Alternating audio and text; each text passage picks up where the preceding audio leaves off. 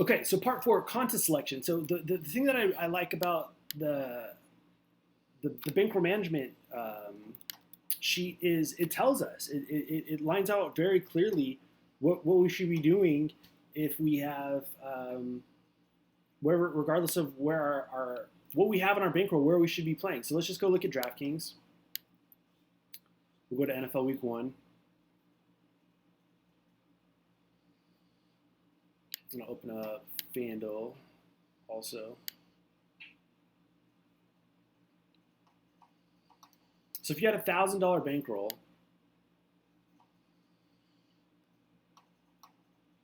now I wouldn't recommend most weeks putting more than 10% in play. And I know I talked shit a few minutes ago on the 80-20 rule, 10% in play. Week 1 NFL is the only time to really think about making an exception. The reason being, most of the time, let's say you were playing 2% a day baseball or basketball, and you play 6 days a week. Well, you put 12% in play over the course of a week, right?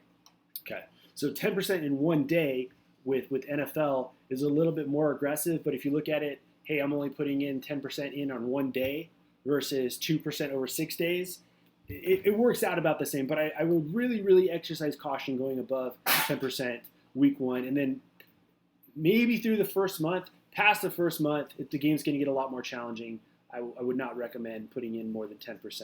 But week 1, everyone's excited. There's a ton of contests.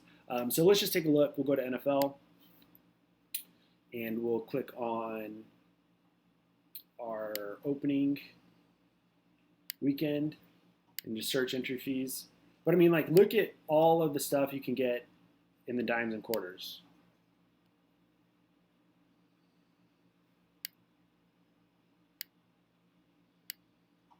A ton of volume. So I had to click the scroll button 3 times before we even got to the dollars. So just exercise, exercise caution with what you're doing. Make sure you know what you're signing up for. And I'm going to walk you through the various contests that DraftKings has. So the first thing that we have is our traditional, our classic slate. So we'll just type in the jukebox, or it used to be the quarter jukebox. Now it used to be the quarter arcade. Now it's a jukebox. So this is going to be a large field, 250,000 people. That's going to be a really tough tournament to beat, obviously, which means it's going to have a fat payday. So you beat out $250,000 and you get $2,000. You don't even get 10%. They have all their other tournament structures are 10% first. I mean, it's if I beat 250,000 people, like, I want $5,000, not $2,000. But I digress. Okay. Another thing to understand is that as these contests fill, DraftKings will open up more quarter jukeboxes. Every subsequent quarter jukebox they open will be smaller. The smaller the field, the easier it is to win. It's much easier to beat a field of 1,000 people versus a field of 250,000 people. So keep that in mind. So if you're like, man, I really want to be disciplined to my bankroll, but I want to play, I don't want to chase something big. I just want to slowly grow and slowly build my bankroll, which is a great way to go. I highly recommend that. It's pretty much what I do. Just hang out in the lobby leading up to when the lineups lock. Because I would anticipate that DraftKings will probably open 10 to 12 quarter arcades. And then I would probably say maybe 100 dime times. Like, I'm not even exaggerating. Like, the volume week 1 is going to be out of this world. So that's why having a plan now is going to be so important, so you don't let your emotions and greed get the best of you and click, I want to just and just turn into a feeding frenzy, because that can definitely happen. So that's what the classics are. Another great way to build your bankroll are in the boosters.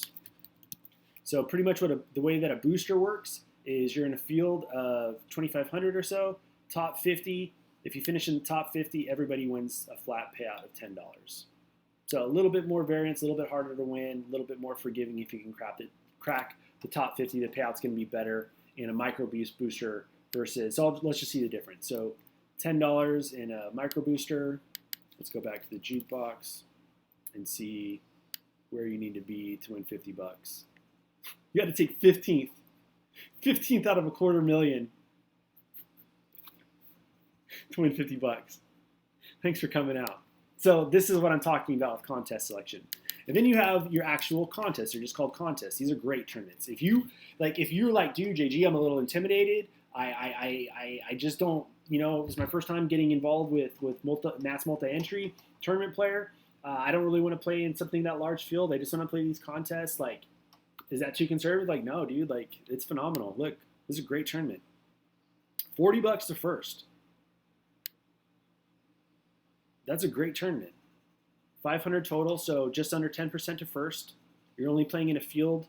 You're playing in a field 1% of the size as the quarter jukebox, the big quarter jukebox.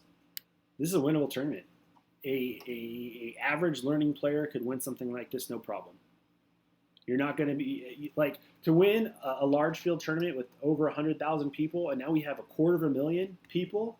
Like, you got to be perfect. In football, you're not going to be perfect, but you can win something like this less than perfect.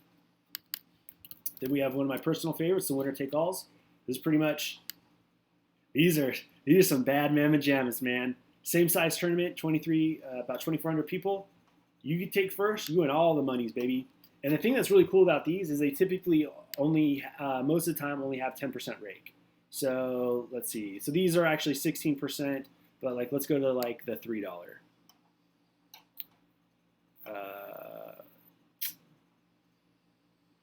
I'm sorry. The guaranteed are 15. Some of these non-guaranteed, right here we see margin. That's the rake. So this is an extension that you can get on RotoGrinders. It's one of the good things that RotoGrinders does do is this Chrome extension to see, how overlay is how full the contest is, and then what's DraftKings making on this. So that's the funny thing is, so if we look at, so we have a $500 prize pool. And DraftKings is making 15%. DraftKings is making $75. So let's go to our contest. So we have a 16% margin. So look at this. So $40 to first. DraftKings makes $75. DraftKings makes $75 and doesn't even play. I'm not complaining. They need to make money. It's because of them we can do this. So I don't care about high rake, but I'm just trying to help you understand how rake can affect things. So obviously the lower the rake, the better. But if you're consistently winning, or if you have a big day, I don't worry about rake because some days I pay it, some days I don't. I'm up at the end of the season, so I don't really trip on it. I get really irritated when people complain about rake because it's like, if we don't have these sites, nobody makes money. Let these guys make money. Like, this isn't a socialist country. Like, it's capitalism. They have employees. They have utility bills. They have workers' comp insurance. Like, they have expenses. Let them make some money. So yeah, the winner take alls are self-explanatory. Winner take alls. The boosters are also available in multipliers.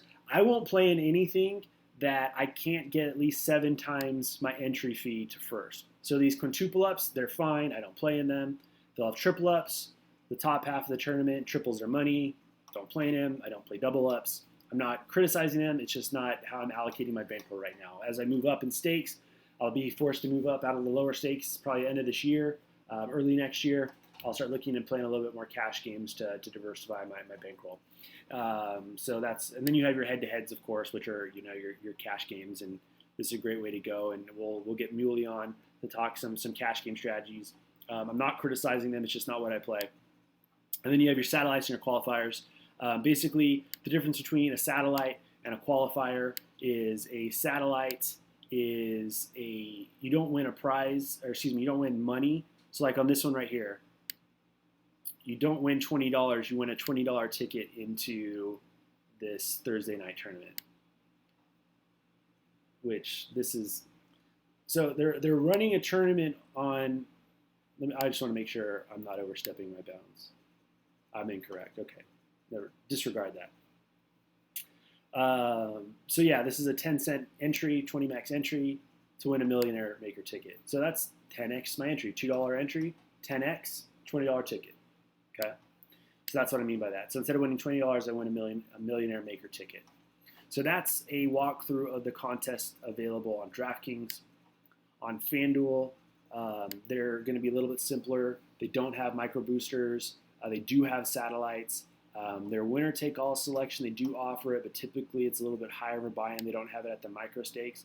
But one thing that FanDuel does have, that DraftKings doesn't have, that I highly recommend you guys playing is this bad boy right here. Let me search this by, let's make sure you got the main one. Let me find it. Yeah, look at this bad boy. I mean, it's a field of 500,000, which is ridiculous.